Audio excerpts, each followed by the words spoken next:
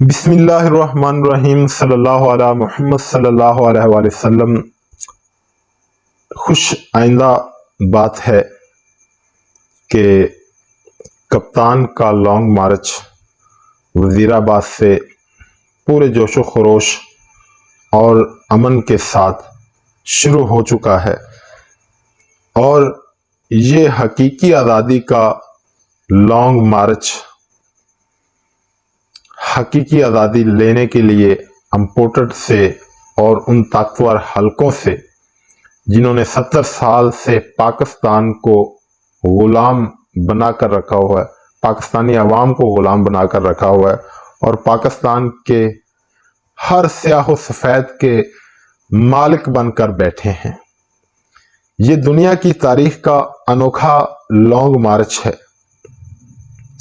اس میں جو کپتان نے اسٹریٹجی استعمال کی ہے کہ پورے پاکستان سے عوام کو ایک دم نہیں بلایا، بلکہ ڈویژن وائز جو ہے نا، یہاں پی ٹی آئی کے کارکن، عوام جو بھی آزادی کا متوالا ہے وہ اکٹھے ہو رہے ہیں، اور یہ پروٹیسٹ پرامن جو ہے نا جاری ہے۔ پہلے بھی یہ 5 دن پرامن لانگ مارچ جس میں ایک گملہ تک نہیں ٹوٹا تھا، لیکن ظالموں نے قیامت ڈھا دی۔ اللہ تبارک و تعالیٰ ان سب کی جو اس میں شہادت ہوئی ایک مغفرت فرمائے، اور جو عمران خان صاحب سمیت زخمی ہیں اللہ تعالیٰ انہیں صحت تندرستی عطا فرمائے جلد از جلد۔ اور دوسری طرف جہاں یہ دنیا کی تاریخ کا انوکھا لانگ مارچ ہے، دوسری طرف امپورٹڈ گورنمنٹ اور اس کے لانے والے جو بھی ہیں، اس کے ہینڈلر جو گورنمنٹ کے ہیں، ان کی طرف سے یہ دنیا کی تاریخ کی بدترین ہٹ دھرمی ہے۔ دنیا میں کہیں بھی جو ہے نا گورنمنٹوں کے خلاف پروٹیسٹ دیکھے ہیں، اور پھر جن ممالک میں ان کی گورنمنٹوں نے یہ ایسی حالت کر دی تو وہ تو ایک پل میں گورنمنٹ چھوڑ دیتے ہیں، لیکن یہ صرف ترقی یافتہ ممالک میں ہوتا ہے۔ لیکن یہاں تو جس دن جو ہے نا شہباز شریف اور حمزہ شہباز پر فرض جرم عائد ہونی تھی، اس دن انہیں پرائم منسٹر آف پاکستان بنایا گیا، اس نے حلف اٹھایا وزیر اعظم کا۔ لیکن یہ جو تیسری دنیا کے قابض گورنمنٹیں ہیں، یہ قابض گورنمنٹیں ہی ہوتی ہیں عوام پر جو اپنے ملک کو مقبوضہ بنا کر رکھتی ہیں۔ یہ تیسری دنیا کے جو ممالک ہیں، ہمارے جتنے بھی ترقی پذیر ممالک ہیں، یہ ترقی پذیر اس لیے ہیں کہ ان کی جو گورنمنٹیں ہیں، جو ان کے حکمران ہیں، وہ کرپشن کی آخری حدوں تک پہنچ چکے ہیں۔ وہ عوام کا پیسہ لوٹ کر امیر ملکوں میں منتقل کر رہے ہیں، تو وہ پھر آخری حد تک اپنے ملک کی جان نہیں چھوڑتے۔ تیونس دیکھ لیں آپ، مصر دیکھ لیں، جہاں جہاں بھی جو ہے نا انقلاب آیا، اس کے علاوہ درجنوں ممالک ہیں۔ تب حکمرانوں نے کرسی چھوڑی جب ان کے گریبانوں سے جو ہے نا عوام نے پکڑا۔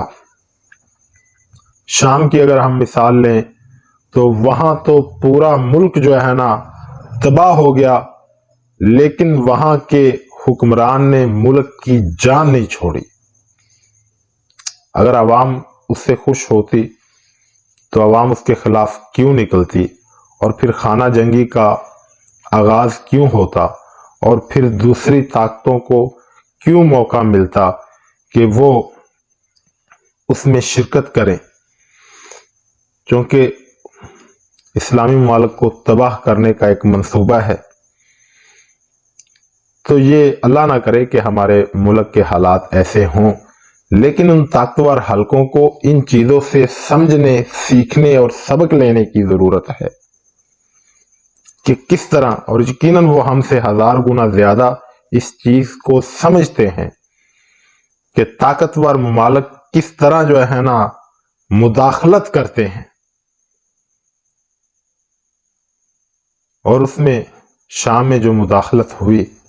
پورے ملک کا جو ہے نا وہ انفراسٹرکچر تباہ ہو گیا، عوام رل گئی۔ سری لنکا میں، ہمارے ہمسایہ ممالک میں، کہ کب جو ہے نا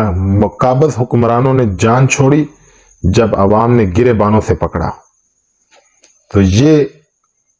اس امپورٹڈ حکومت میں بیٹھے سٹوجز کو بھی ہوش کے ناخن لینے چاہیے کہ عوام کو جس تباہی کے دہانے پر آپ نے پہنچا دیا ہے، عوام آپ کو ایکسیپٹ نہیں کر رہی۔ بہتر ہے کہ جب لانگ مارچ اسلام آباد پہنچے گا تو پھر سنبھالنے کے باوجود بھی یہ سنبھالا نہیں جا سکے گا۔ اس وقت عوام اتنی پریشان ہے تم لوگوں سے، اور پھر جو تم نے ظلم کر دیا ہے اس پر عوام سیکھ پا ہے۔ اور اب اگر کسی نے یہ کوشش کی کہ جو اربوں روپیہ فنڈ اسلحہ بارود عوام پر چلانے کے لیے، اور سندھ پولیس اور پورے پاکستان سے رینجر اور اسلام آباد پولیس، اور اب اگر کسی نے ایسا کرنے کی کوشش کی نا،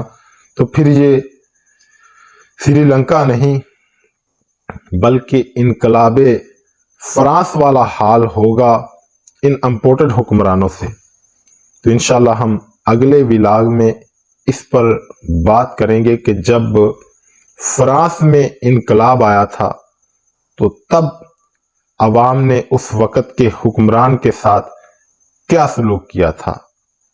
تو سمجھنا چاہیے اس امپورٹڈ گورنمنٹ کو، ان کے لانے والوں کو، کہ ملک